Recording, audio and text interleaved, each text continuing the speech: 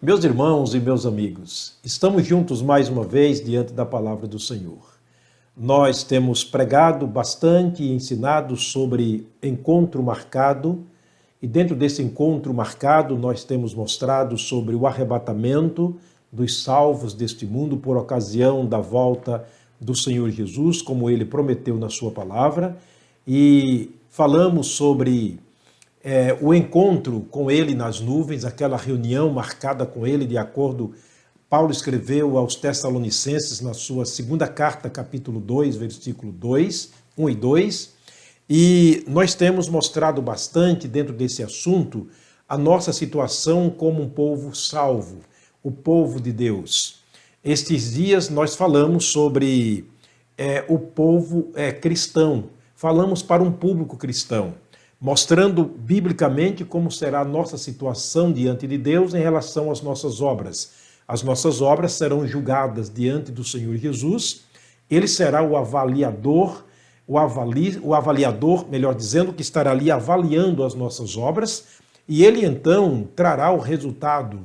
Algumas serão queimadas, outras merecerão um galardão, e nós temos batido bastante nessa tecla, mostrando que não podemos descuidar quanto à nossa vida cristã nesse mundo, tratando-se de pessoas salvas em Cristo Jesus, criados em Cristo Jesus para as boas obras.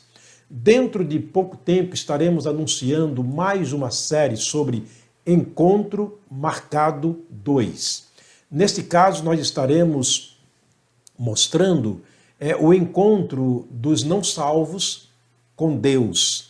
Aí então se tratará não mais do tribunal de Cristo, mas se tratará do tribunal de Deus, o trono branco, o juízo final. Então, todos nós estamos marcados para estar diante de Deus ou do Senhor Jesus, quer seja salvo, quer perdidos, estarão diante do Senhor para um encontro, ou seja, para uma prestação de contas da nossa vida durante o tempo que aqui vivemos.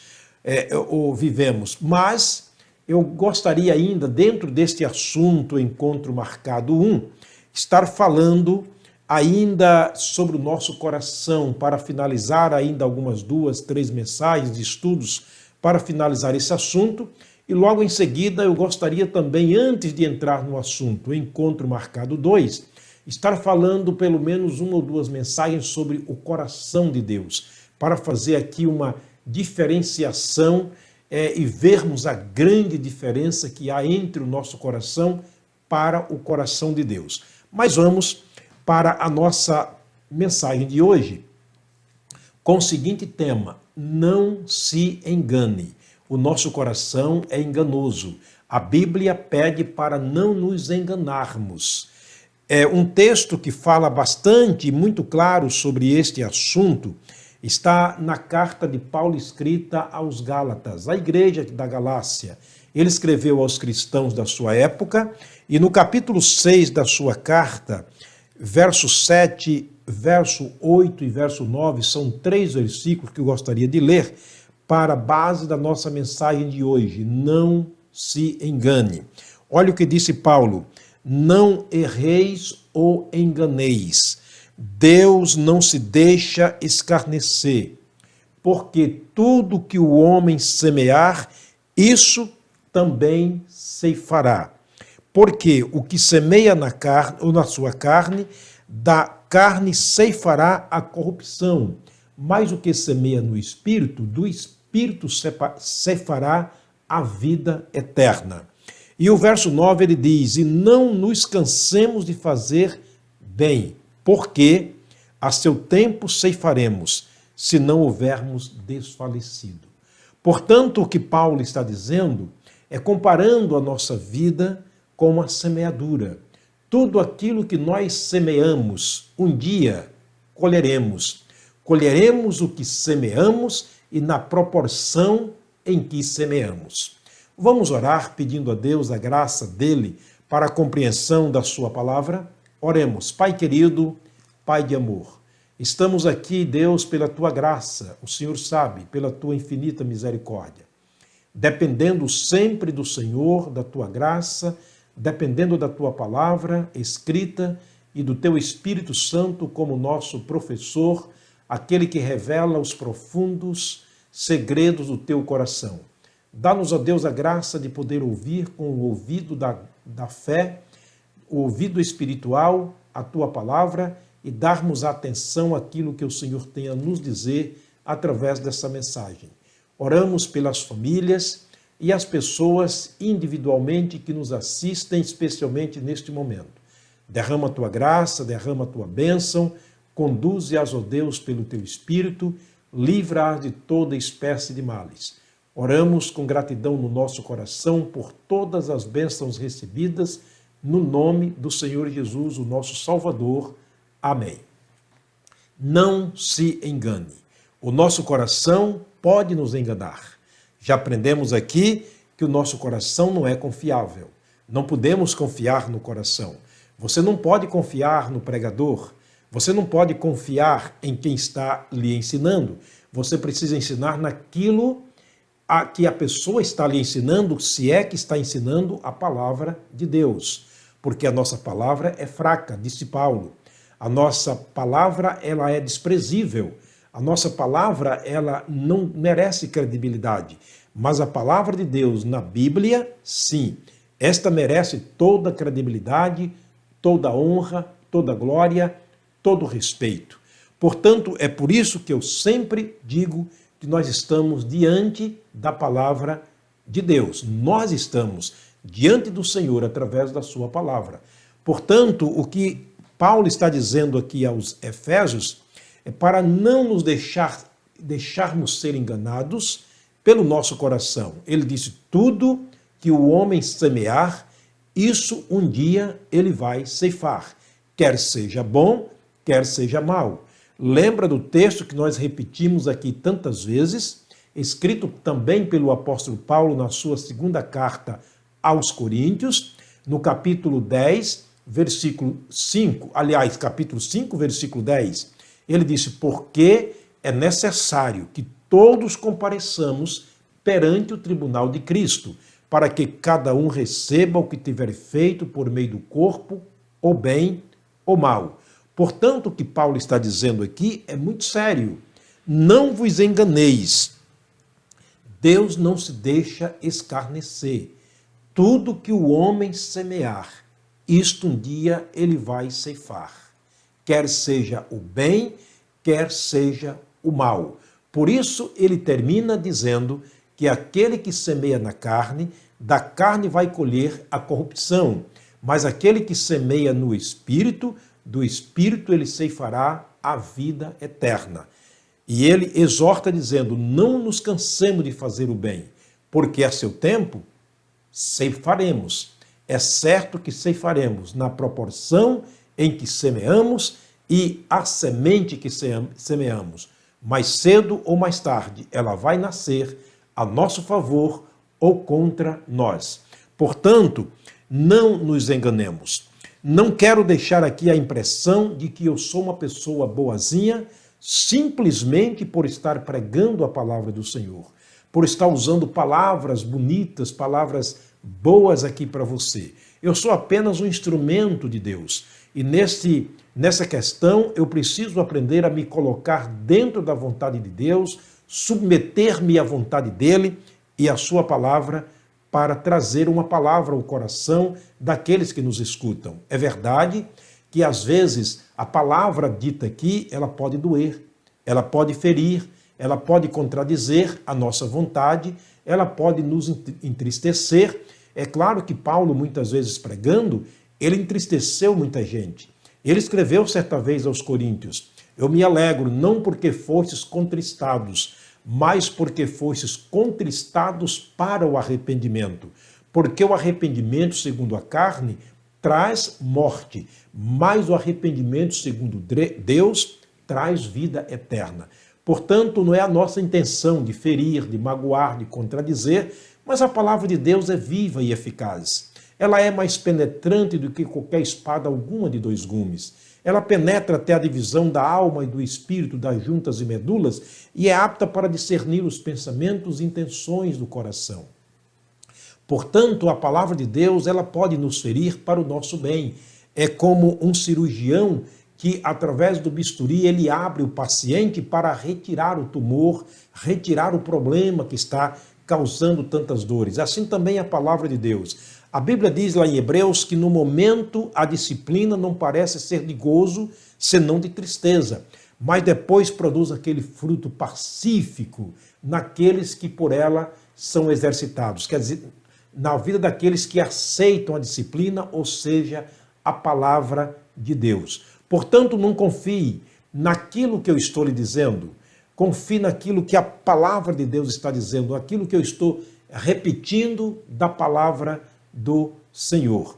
É necessário, portanto, que aprendamos que, às vezes, você pensa, puxa, o pregador me conhece, olha, ele sabe da minha vida. Eu já vi alguém dizer isto. Certa vez preguei no livro de Tiago sobre a língua, e nós falamos aqui esses dias sobre a nossa língua, esse órgão pequeno que contamina todo o corpo, com ela nós bendizemos e amaldiçoamos aos homens feitos à imagem e semelhança de Deus, da mesma boca procede bênção e maldição, e assim por diante. Durante o meu discurso, durante a minha fala, uma senhora prestava bastante atenção naquilo que eu estava pregando. Depois do culto, ela disse para uma senhora da igreja, quem disse a minha vida para o pastor? E ela disse, com certeza ninguém. Não, mas ele disse tudo aquilo que eu faço em casa, com a minha língua. Então observa que a palavra de Deus, ela é viva e eficaz. Ela penetra, ela revela o que está oculto e escondido. Se por acaso em alguma das minhas falas eu te ofendi, não foi intencionalmente. Com certeza fui usado por Deus para usar a palavra que pode ferir para sarar. A Bíblia diz que Deus é quem forma a ferida e Ele é quem sara. Portanto, Ele tem o poder de fazer isto. Mais uma vez eu repito, não quero dar aqui ou passar a imagem de que eu sou uma pessoa boazinha, simplesmente por estar pregando a palavra de Deus. É bom entender que alguns se passam por bons, por fazer algumas boas obras, fazer alguma justiça, dizer algo bonito, algo emocionante. Não se engane com isto. Nós temos um texto proferido por Jesus, que está em Mateus no capítulo 12. Eu gostaria de ler o verso 34, que disse Jesus para um grupo de pessoas que se julgavam boas demais, porque eram pessoas que faziam boas obras, pessoas que praticavam bem, pessoas que se julgavam acima da média. Jesus olhou para eles, no verso 34 disse, raça de víboras, como podeis vós dizer boas coisas sendo maus? Pois do que há em abundância no coração, disso fala a boca. Observa a expressão que ele usa, raça de víbora, cobra venenosa do deserto, aquela cobra pequena, porém muito venenosa. Ele diz, raça de víbora, quem de vocês pode julgar em serem bons se o coração de vocês são maus? Ele está avaliando aqui as pessoas que se dizem boas. Em Romanos capítulo 10, o capítulo 3, verso 10 e 23, disse Paulo, porque não há um bom, nenhum sequer, porque todos pecaram e destituídos estão da glória de Deus. Eu quero ler um outro texto que está em Mateus capítulo 7, para não deixar nenhuma dúvida quanto àqueles que se julgam e que se altamente se classificam como pessoas boas nesse mundo. Pense duas vezes. Se a Bíblia diz que não há nenhum justo, nenhum sequer, o próprio Jesus, em Mateus 19, versículo 17, disse que não há um justo, que não há ninguém bom, então não há ninguém bom. Bom é Deus. Agora, aquele que está em Deus, ele produz boas obras por causa do poder de Deus, da graça de Deus que habita em si, de um coração transformado e regenerado pela graça de Deus, então esse coração acaba como terra boa, produzindo coisas boas. Aquilo de bom que eu faço não é meu, é de Deus, é a graça de Deus, é a misericórdia de Deus, é a bondade de Deus em mim. Quando fazemos algo bom, é Deus nos usando como instrumento. Observe aqui Jesus Cristo avaliando o grupo de pessoas que se julgam boas por serem pregadoras, por serem realizadoras de milagres, por serem prestadoras de serviços para o reino de Deus, porque estão sempre dizendo Senhor, Senhor, Senhor. Será que essas pessoas são dignas de confiança? Bem, já disse alguém que não se deve julgar o livro pela capa. A capa pode ser do livro que você está procurando, mas o conteúdo pode ser totalmente diferente. Portanto, olhem como Deus olha. Deus disse que ele não vê o exterior, ele olha para o interior, para o coração do homem. Ele julga pelo coração. Se o nosso coração é bom, então somos bons todos. Se o nosso coração é mau, todos nós seremos maus. Vejamos então o que Jesus Cristo disse a pessoas que se julgam boas, simplesmente até por serem ministros do Evangelho. Não se engane. Paulo disse que o inimigo, Satanás, ele se transforma em anjo de luz e até em ministro do Evangelho.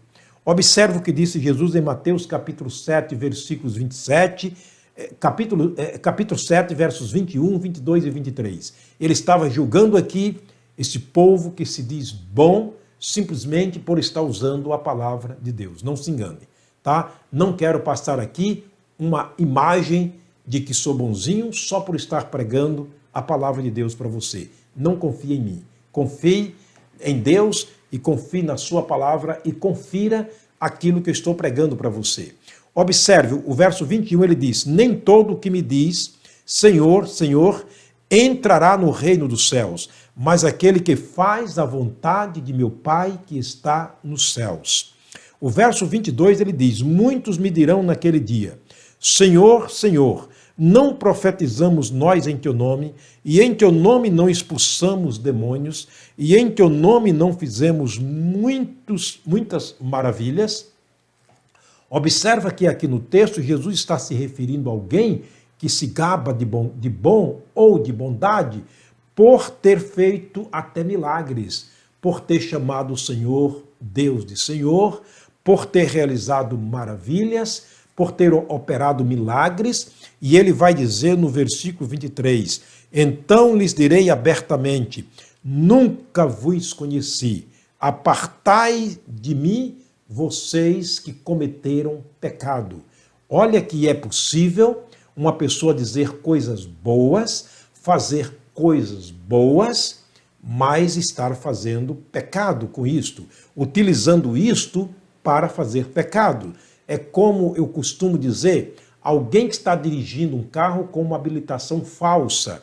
Ele tem na habilitação o nome dele completo, nome da mãe, nome do pai, nacionalidade, tudo correto, mas quando a carteira é confiscada e ela é examinada, não tem registro legal no Detran.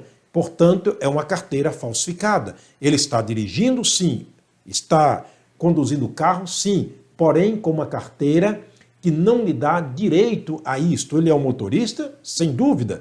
Porém, ele está sendo agora flagrado como um falsário por estar usando uma carteira de habilitação falsa. Assim também, a Bíblia Sagrada é a palavra de Deus? Sem dúvida alguma. O que nós pregamos é a palavra de Deus? Sem dúvida alguma. Porém, será que estamos habilitados para isto? Olha, ninguém pode receber essa honra a não ser os chamados como Moisés, que foi chamado e convocado por Deus para o ministério. O ministério da palavra de Deus é coisa séria.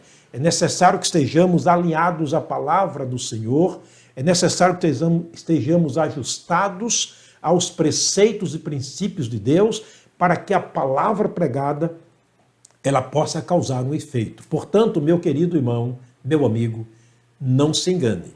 Eu não sou digno de confiança, mas a palavra de Deus, sim, ela é digna de confiança. Avalie bastante aqueles de quem você está ouvindo a palavra de Deus, porque você pode estar ouvindo algo destoante da palavra do Senhor.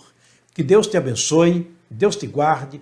Até a próxima mensagem, continuaremos aqui aprofundando um pouquinho sobre essa questão de fazer a vontade de Deus como a marca daqueles que entrarão no reino dos céus.